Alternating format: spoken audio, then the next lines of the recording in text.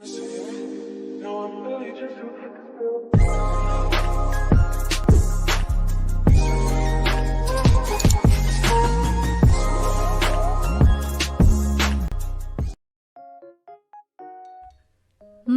araw mga bata! Kumusta kayong lahat? 1, 2, 3. Tara na at matuto. Palawakin ang kaisipan, palakasin ang katawan, para sa magandang kalusugan, ating pag-aralan, edukasyong pangkalusugan, sa 8 linggo ng 2 markahan. Ang paksang araling tatalakay natin sa linggong ito ay tungkol sa kahalagahan ng pagsasapamuhay ng malusog na pangangatawan. Pagkatapos ng araling ito, inaasahang mauunawaan mo ang kahalagahan ng pagsasagawa ng mga gawaing magpapanatili ng malusog na katawan o good health habits. Ang good health habits ay ang pagsasagawa ng gawain na iniisip ang ikabubuti ng iyong kalusugan sa tuwi-tuwi na. Mula paggising hanggang sa pagtulog ay kalusugan ang iniisip at kung paano ito mapapanatiling maayos. Katulad ng pagkain ng masustansya, paliligo araw-araw, pagsusuot ng malinis na damit at pagtulog ng maaga. Narito ang ilang mga good health habits. Una, pagkain ng masusustansyang pagkain. Mahalagang kumain ng masusustansyang pagkain kagaya ng gulay at prutas upang mapanatiling malusog at malayo sa sakit ang ating katawan. 2, pagsusuot ng angkop na damit. Mahalagang magsuot ng malinis na damit at magpalit ng damit panloob araw-araw. Magsuot din ng damit na angkop sa panahon at sa lugar na iyong pupuntahan. 3, paliligo araw-araw. Ugaliing maligo araw-araw upang maalis ang mga bakteriyang nagdudulot ng amoy at impeksyon na nakukuha ng ating balat. Maligo araw-araw upang matanggal ang dumi sa katawan at manatiling malinis at malusog.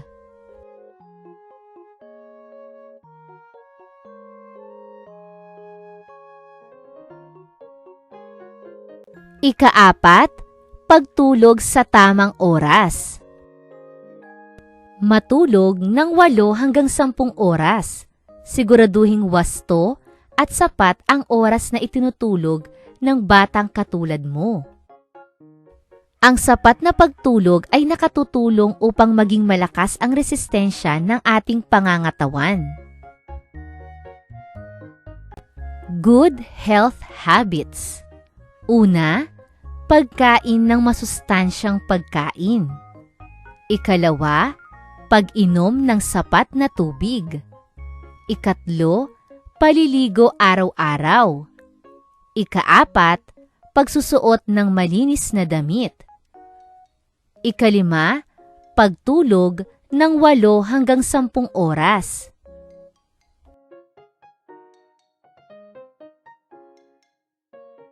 Gawin ang gawain sa pagkatuto bilang isa.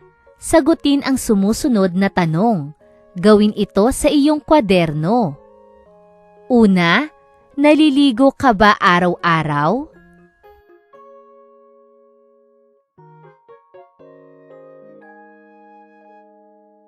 2, ilang oras ka natutulog?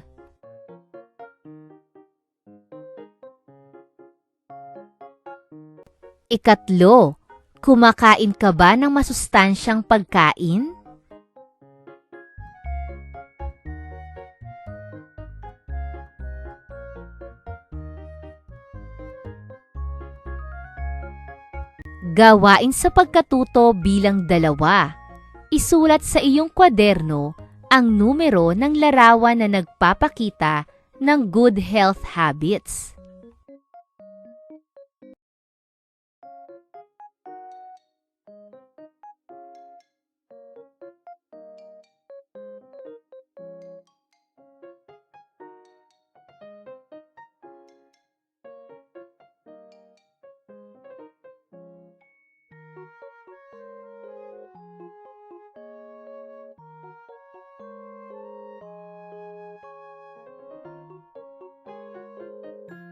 Gawain sa pagkatuto bilang 3.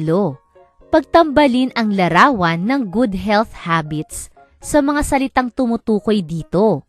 Piliin ang letra ng tamang sagot. Gawin ito sa iyong kwaderno. Una, pagtulog ng 8 hanggang 10 oras. Ikalawa, paliligo araw-araw.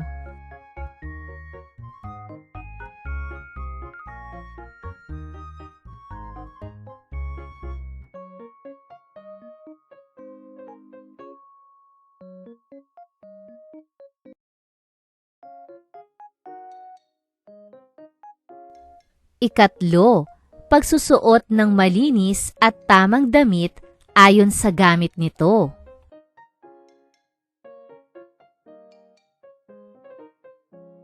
Ika-4, kumakain ng masustansyang pagkain.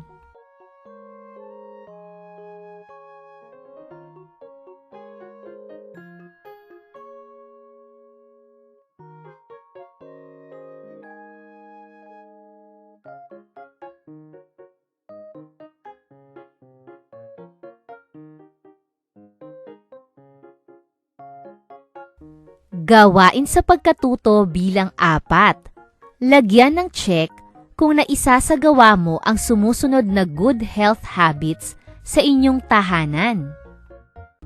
Una, kumakain ng masustansyang pagkain.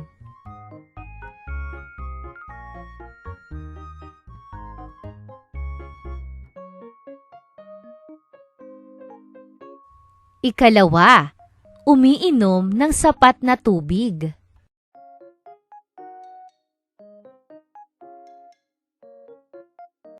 Ikatlo, naliligo araw-araw.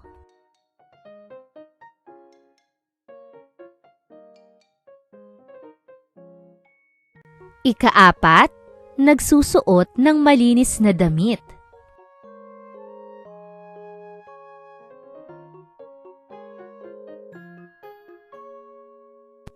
At ika-5, natutulog ng 8 hanggang 10 oras.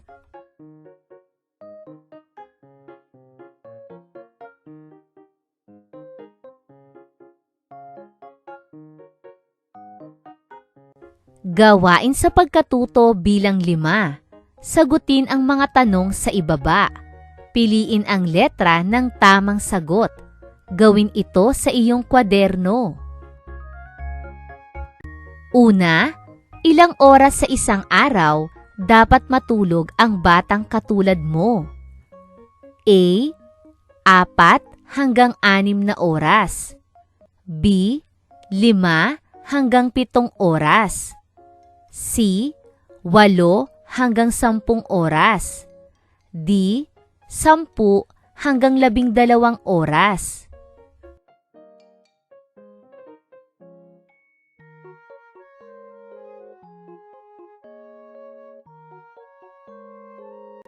Ikalawa, aling masusustansyang pagkain ang dapat mong kainin araw-araw? A, gulay, prutas at tubig. B, spaghetti, cupcake at soft drinks. C, gulay, kanin at artificial juice. D, fried chicken at soft drinks.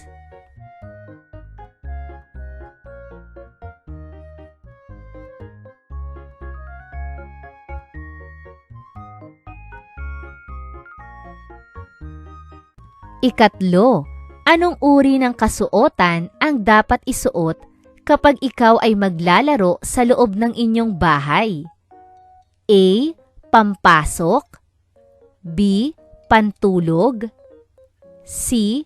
Pangsimba. D. Panlaro.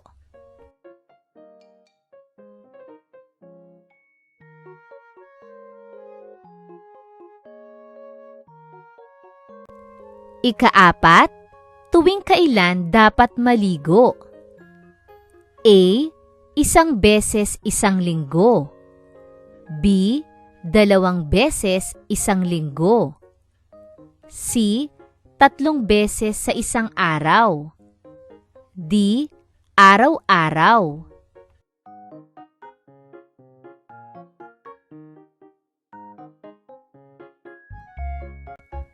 Ika-5, bakit kinakailangang isaalang-alang ang good health habits? A. Upang maging malusog. B. Maraming magagastos kapag may sakit. C. Hindi makapaglalaro kapag sakitin. D. Makakakain ng marami.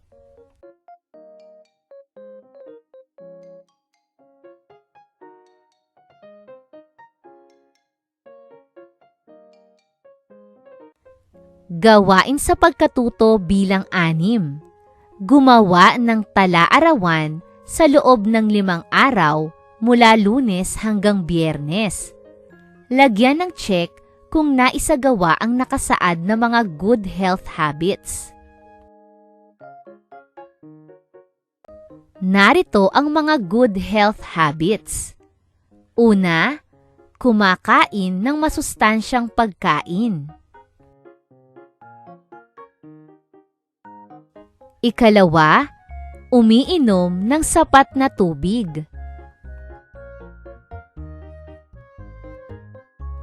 Ika-3, naliligo araw-araw. Ika-4, nagsusuot ng malinis na damit. Ika-5, natutulog ng 8 hanggang 10 oras.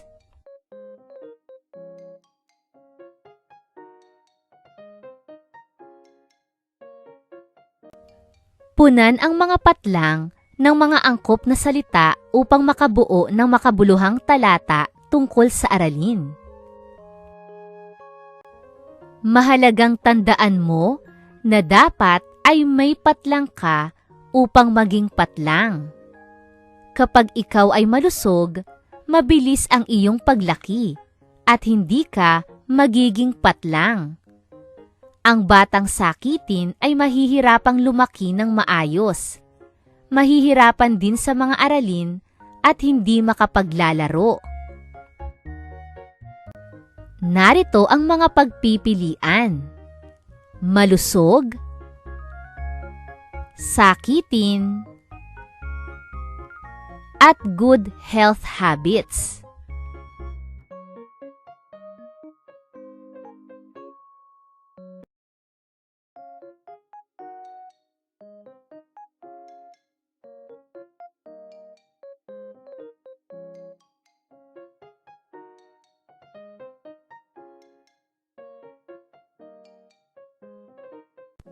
Umaasa akong naunawaan ninyo ang ating aralin sa araw na ito.